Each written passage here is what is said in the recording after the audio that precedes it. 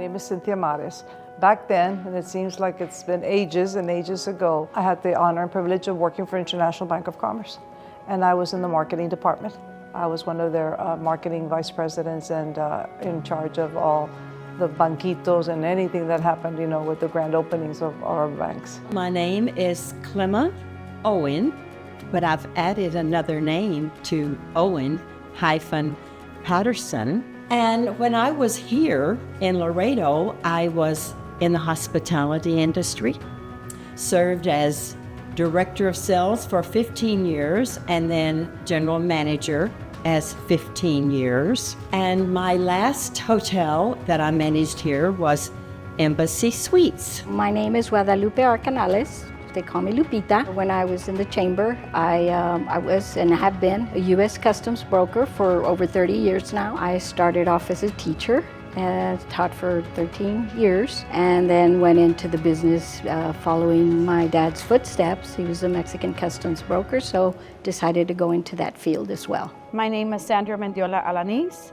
I'm a broker for RE/MAX Real Estate Services. Been married to Hector Alaniz going on 20 years. We opened RE/MAX in 2013. I've been flipping homes since I was about 26 years old. Rossy Chase, Vice President at PNC Bank. I've been in the banking industry for over 20 years. Within my professional background, I've helped small business startups all the way to large corporations by providing resources, access to capital as well, and also financial literacy. Personal business, I have oil industry, health and beauty as well, and also real estate. So it's diversified. My family also were entrepreneurs as well, and that's how it got me into being a business owner myself. I don't talk about it much, but mainly it's to build a legacy for my family. Our boss, Mr. Nixon, was always very adamant about us getting involved in the community and to give back, which was, I think that's what started, me in that process of paying attention to those factors, that we come from a community, it's small, and we grew here, and so now it's time,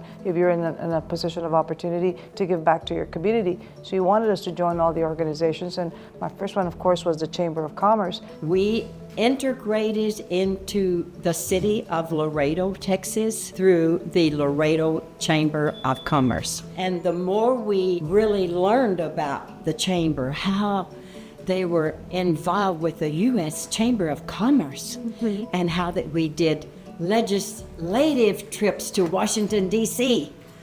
And it was like, this is awesome. I know it's the oldest group here in Laredo, but it is the best. I fell in love with the chamber, and I fell in love with the executive concept, because you get out of the Chamber of Commerce what you put into it. I am always more involved with international business and transportation, which is one of our largest industries here in Laredo. And at the time there in 94, I believe it was NAFTA was originated, and I started my business back in 93, 94. So I was right at the point of that. And a woman representing there is very crucial, because there is a man's world in that industry. And to be able to remember to be part of the chamber then was very exciting, because we can offer a lot of ideas and things that the chamber could be involved in with the international business as well. I had wanted to serve, however, I was so busy creating the business that we opened that I didn't get involved. So I thought it's the time, and I connected to that during COVID. So it was a little different. However, it was something that I wanted to do since I was a young girl, so I accepted. Back in 2008, I was invited to one of the ribbon cuttings for Chick-fil-A with Marty Spears when she opened her restaurant on Loop 20. So as I was there celebrating the ribbon cutting, I was motivated. I was motivated by the support that the community was bringing together for Marty, being that it was, if I'm not mistaken, her first store, and she had over 50 attendees, both from the private and public sector. That moment, I realized that I wanted to be involved in the community. I approached at that time Miriam Castillo. I asked her how I could get involved, in the chamber, and that's, the rest is history. Was a member of that small business committee for a number of years, and I also worked with the education committee. But I found myself that aside from the committee members or the people that would participate, when it came to looking at the board, it was all, male oriented, male traditionally. But that's how I got my roots and started. I think it takes a lot of perseverance. I think you have to have a purpose. You have to have an organization. But more than anything is perseverance. So setting your goals and wanting to reach those goals by whichever way possible. And I think that's what happened to me, because I looked around, like I said, and it was just a traditionally male, or environment. And so I said, how do I get in there? How can I make myself heard? To me, leadership is not about commanding. To me, leadership is about empowering people and let them feel that they're part of not only of looking at a problem, but of the solution. As there were changes and transitioning of some of the members in the executive board, moving up to the secretary, vice president, or president-elect positions, I was sort of left behind, and I felt it because I was sort of the newbie, in the group as I made my way into the executive committee, which was also very challenging. But like I said, I made myself be heard. To me, I considered myself, a mover and a shaker of things, and so they couldn't but listen to me. They had no choice but to listen in my contributions. It took me a long time, and I fought my way. It was an uphill battle, but here I am, and so now it's time to take responsibility for this job. It's not, okay, the moment is gracious and beautiful, but now the responsibility has to kick in. I was so aware that I was the second female chairman of the board in 90 years, 9-0. And it was like, I can't believe they're going to trust me to be chairman of the board. And McGill said, now, do you want to be chair lady? What do you want to be called? And I said, I want to be called chairman of the board. Well, I was excited at the same time, happy to see that they had a trust in me. I had been already serving as all the other parts as vice president, treasurer, secretary, everything else before. So I felt prepared for it, and I feel that they also who voted for me to be part of or elected me as chair, I knew that I was prepared then. So I was very happy and proud to be able to ask to serve on the chamber. In the past 10 months, I've had a great mentor, Sandra Mendiola Alaniz with Remax Realty, who is now currently serving as a chairwoman of the board. She's been a great mentor. She's taught me a lot, both personally and professionally. Big chair that I have to fill, but I'm happy to say that I can take that along the way as she's helped me grow both professionally and personally. I think the greatest challenge was obviously, looking at the community and what were the needs in the community. How do we promote growth, economic growth? How do we bring those underrepresented businesses that are not part of this chamber that, could be made of and that have something to contribute, to the growth of the economy and to the growth of business? I wanted to see the chamber in a solid position, doing just that, getting more involved, with the community, and I hope to have led that path, to bringing that change, to the chamber. I wanted my legacy to be not just being the first woman, that I didn't want to be remembered as that. I wanted to be remembered as a person who brought positive change, to the chamber, who tried to move it and, forward because the technology was changing. There were so many new things being introduced back then.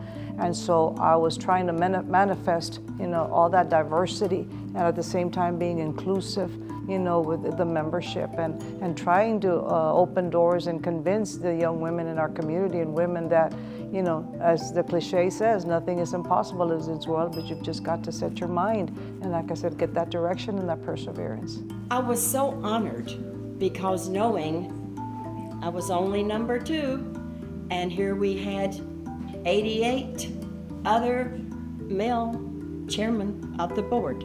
So I was very honored because I looked up to the Laredo Chamber of Commerce. Spending years at the entry level before becoming chairman of the board is very important because you learn everything from the volunteer status, from the chairman status, to the executive committee status, and then you know what you're going to have to give as chairman of the board. But I considered the chamber as part of my business. because I made it a point. When I met with business people, I also promoted the chamber. So it's always been wonderful, and I'm so proud that I spent the time because, as you mentioned, I have the memories. And I think about it often. It was the most memorable organization that I was dedicated to, and I was a member of everything because I wanted to be a member of everything, and I loved everything. But it all started with the Laredo Chamber of Commerce. I was looking forward to mainly to see more women after 100, well, it was 90, I think it was 94 years when I was chair then. And having all men, only 2 other women prior, I felt that we needed to show some interest to women to say they can also be part and serve as chair in the Chamber of Commerce. And I remember going to chamber events in the 80s and 90s, and literally it was all men in suits. So, women now, we have a unique purpose in life, and now women work out of the home rather than stay and be homemakers. And there's nothing wrong with that. My mother was a homemaker, and I call her the manager of the Mendiola family, so she's done a phenomenal job. However, it's changed. And I think women just bring a different perspective to an organization because of the various skills that we have. But most importantly, I think that we bring a little bit of more community in that sense. The proudest thing for me this year is that the chair-elect is Rossy Chase, a female. So that's never been done in chamber history. So that makes me the proudest. Being in sales all my life and just, being raised like that, relationships are what matters to me. So the fact that I've been able to develop relationships with people that I didn't know from the beginning, and now I can consider lifelong friends, that's my biggest reward. And I'm very blessed to be able to do that. And also, not only that, but also to mentor a lot of young ones. So I think there's been some great growth in the chamber itself and its membership. What I'm very now happy to hear is now that we have 6 beautiful women who have taken over and took over and were empowered to make a change in the community and in the chamber. That makes me very, very happy. And I think my message is to every young woman out there and girl is, again, nothing is impossible in this world. I would love to see more women in leadership roles, more young women, and be where they belong, in those leadership roles. I carry this memory in my heart for a long, long time. Thank you for the opportunity to walk down memory lane again. Women have realized that, hey, maybe we're better than the men. I don't know, but we're certainly right up there with them. Women, as we can see again, we have now in a man's world in Mexico, a woman that is now our president. And I am at awe with that because U.S. has not been able to have a woman president. So knowing that a woman was able to come into as a president in Mexico, that shows a lot being on the border. And for us women here on the border, it's always been more difficult. But I believe that we have shown the men how the intelligence that they might have, we have, and sometimes we can give them other ideas that they cannot have, and that's what has happened. Going forward, I think now more women getting involved is going to change the atmosphere as well. So I see even a much and better opportunity for women. I see a lot of more opportunity for the chamber to continue showing their part and interest in the community in Laredo, Texas, and Nuevo Laredo as well.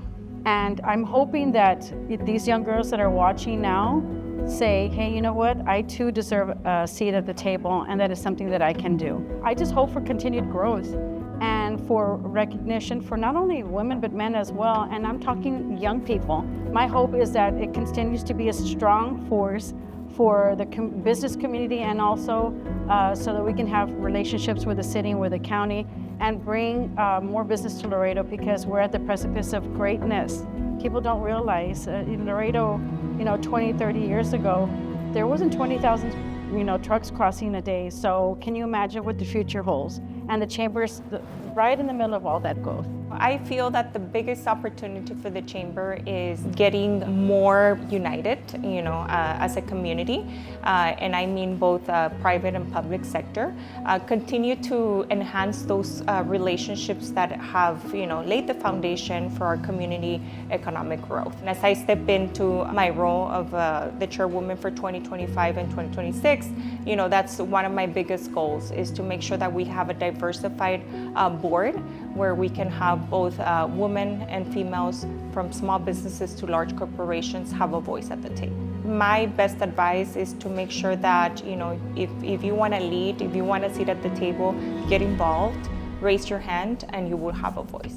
My name is Cynthia Mares. My name is Clema Owen. My name is Lupita Raquel Canales. My name is Sandra Mendiola Alaniz, My name is Rossy Chase. and I'm a proud Laredo Chamber of Commerce Laredo Chamber of Commerce. Laredo Chamber of Commerce, Laredo Chamber of Commerce, Chairwoman of the Board. Chairwoman of the Board. Chairwoman of the Board. Chairwoman of the board.